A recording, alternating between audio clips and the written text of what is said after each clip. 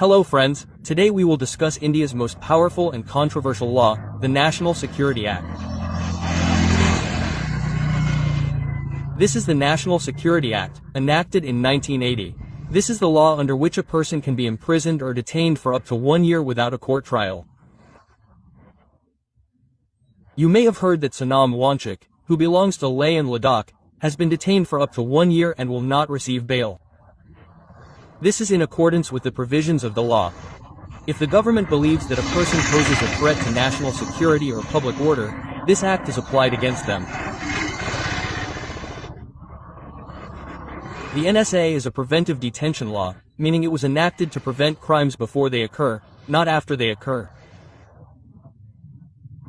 In cases where the government believes that a person could become a threat to the country, they are detained beforehand. We must be very careful that this law is applicable in every part of India. You can also apply it to Jammu and Kashmir. But there's a separate, exclusive section under it. This law applies to Indian citizens and to foreigners who fall under its purview. Now, what are the reasons for detention under any NSA, or the National Security Act?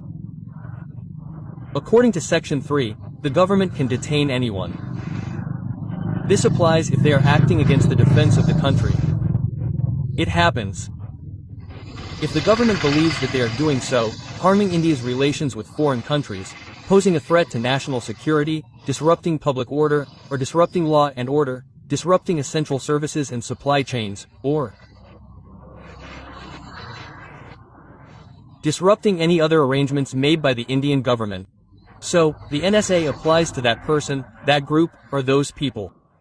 It's important to note that the NSA, National Security Act, is used, which cannot be used in cases involving the Black Marketing Act, as separate laws have been enacted for this purpose.